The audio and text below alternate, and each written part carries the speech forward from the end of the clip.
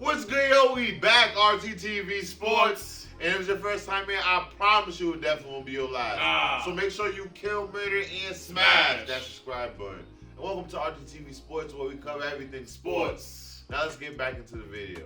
Prior to the start of the 2022 World Cup, there were quite a number of controversies leading up to the tournament. There were complaints by football associations of many different nations that accused FIFA officials for selling out in order to milk as much money into their own pockets as possible. Even some investigations done on serious abuse and health violations that led to the death of thousands of immigrant workers in countries. And while it is a really sad and unfortunate thing, it's not exactly what we're here to talk about. Because while the ethics weren't all there, it is no doubt that in terms of football quality, moments, and entertainment, the 2022 World Cup delivered more than anyone could have anticipated. There were so many insanely nail-biting, entertaining, and iconic moments that happened throughout the entirety of the tournament that we don't realize how spoiled we were. Like, I'm sure the World Cup just brought thousands and maybe even millions of new football fans around the world. But the World Cup was so good that they won't see football as exciting as the World Cup throughout a majority of the club football season. But while it was, in terms of football, the best World Cup I've ever seen, I have to admit it just didn't have the same feeling. The atmosphere and the immersion just didn't hit the same like it did with other World Cups. And maybe it's just me, but while the 2022 World Cup was incredibly entertaining, with myself watching almost every match there was, and even following the events outside the pitch from different news outlets, creators, and influencers, it just felt like a high-stakes international football tournament, more than it truly felt like a World Cup. For example, do you remember Brazil 2014? Because say what you will about the quality of football, you can't deny it truly did feel like a World Cup. And I was fully immersed as if I was actually experiencing the scenes. Rio de Janeiro. Brazil must have been lit, bro. But in my opinion, I'm definitely going there for the most World memorable and enjoyable true When I was in Brazil, I'm experience. definitely Nothing going in to the go. I want to past spend 2 stay in decades Brazil. hits like the 2010 World Cup in South Africa. And if you don't agree with me on just how incredibly iconic that tournament was, I promise you, just give me 10 minutes and I'm convinced that I'll change your mind. That you agree?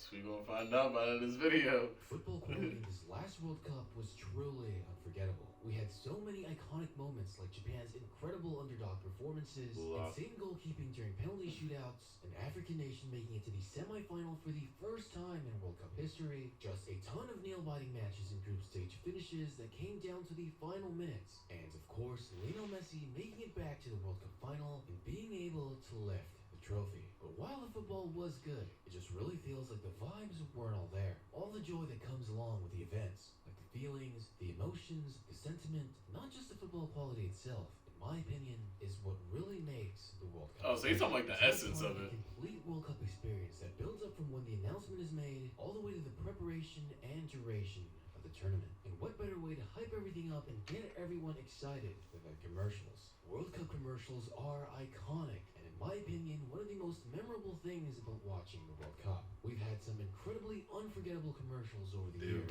That's hard. People who haven't even watched certain World Cups can identify some of these masterfully made commercials. I mean, who remembers the iconic one of Ronaldo and the Brazilian national team back in the 1998 World Cup? That's fire. Play football around a freaking airport just makes me want to go outside and start playing myself. Even as a casual football fan, commercials like these really give you that emotional feeling that makes you just want to go outside and enjoy the game.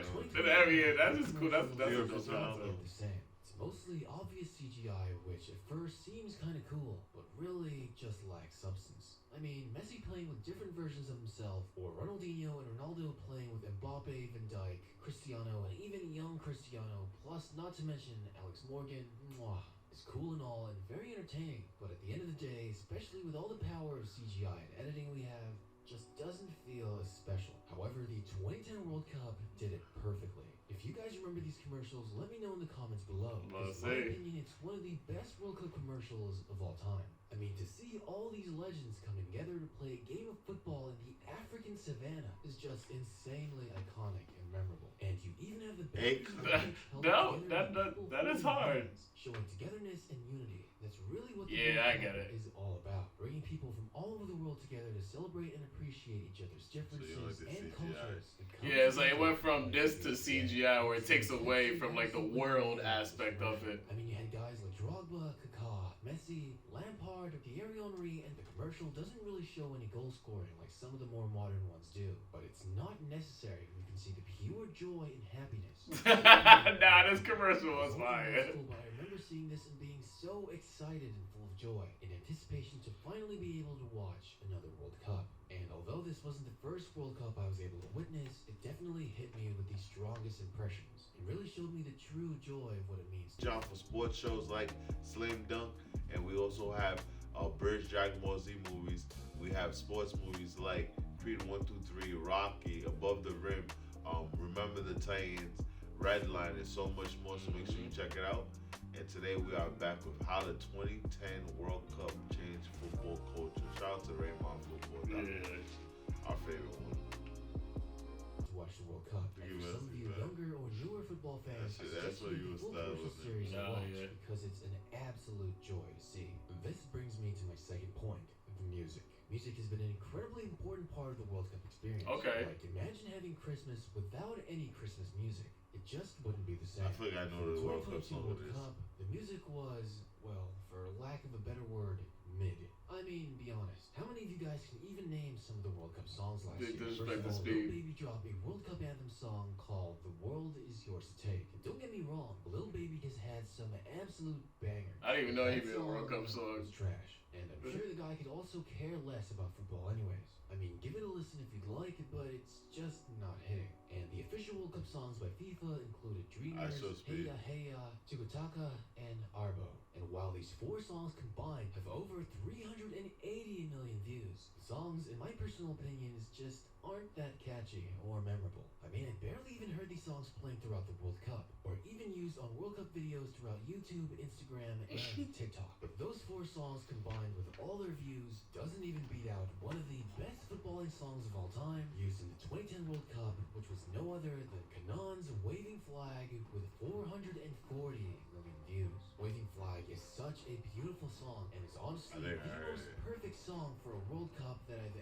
ever come across. Lyrics just match perfectly with the theme of global love and unity, especially when it comes to the game of football. I mean, what other song embodies the idea of representing your nation proudly while also having respect and admiration for others as much as this song does? I know the World Cup has been largely used as an event for making profit, especially in the That's a good point, though. But originally, That's a good point. I never thought about that. It was also largely about bringing the world together, promoting positivity between cultures, nations, peoples, and uniting everyone with love under the beautiful game of football.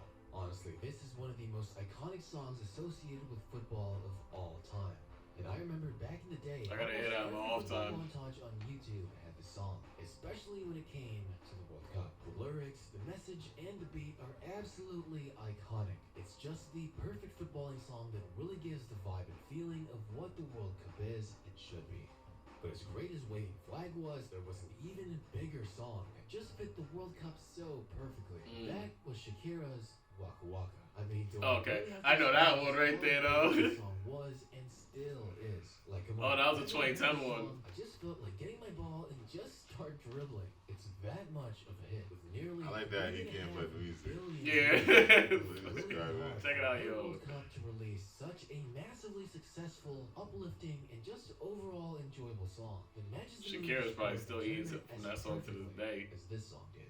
But I know, Raymar, you're talking about everything but the tournament itself. Well, that's true, but that brings me to my final reason. My most favorite ball of all time, the infamous Jabulani. The Jabulani was a That ball is like fire. nobody had ever seen before.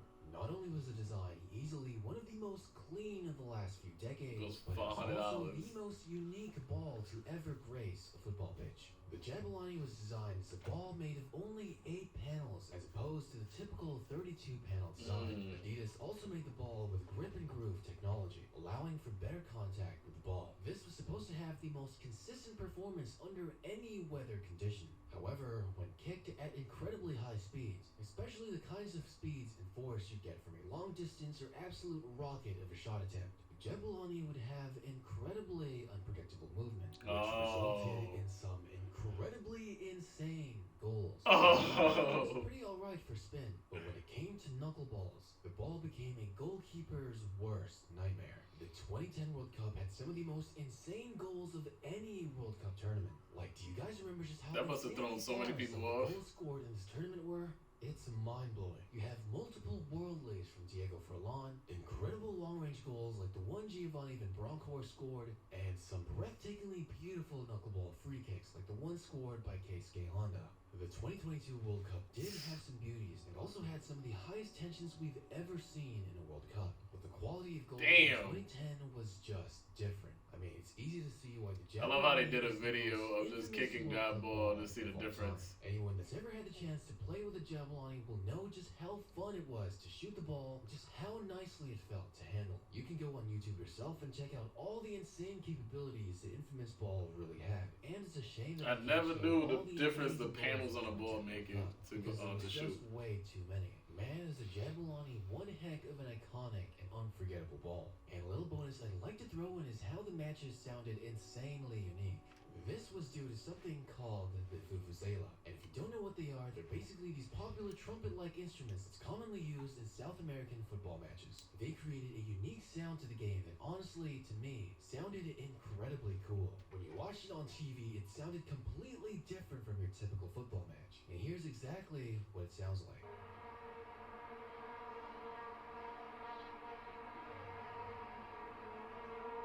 Definitely something I never forgot about the 2010 World Cup. So yeah, while the 2022 World Cup had some of the most exciting football I've ever seen, it just didn't really give me the same feeling of a World Cup as previous ones did, especially when compared to how culturally and globally iconic the 2010 World Cup was. But yeah, what World Cup did you guys watch that really gave you that feeling? I'd really love to hear more in the comments below, because I did a poll and I asked a lot of you guys, and the majority of you said the 2022 World Cup was the most emotional one you've experienced. But thank you guys, I really appreciate all of you for making it till the end. So if you're still watching, type 2010 in the comments to confuse everyone else and let me know that you're a real one. But that's all for me today, guys. I'll see you in the next one. That was a really good video. Yeah, I'm happy I learned about that ball. Yeah, that like the things that make up the culture of the World Cup. Like I like that right there, because it's like there's other aspects that go into just like outside of just playing football, outside of the matchups and stuff. So I like how like he talked about like the music, the commercials. Like it makes you want to look at like the best commercials for the World Cups and the best songs that was for the World Cup. So definitely insightful video. Yeah, it's definitely dope. Seeing the culture and the differences between 2022 and 2010.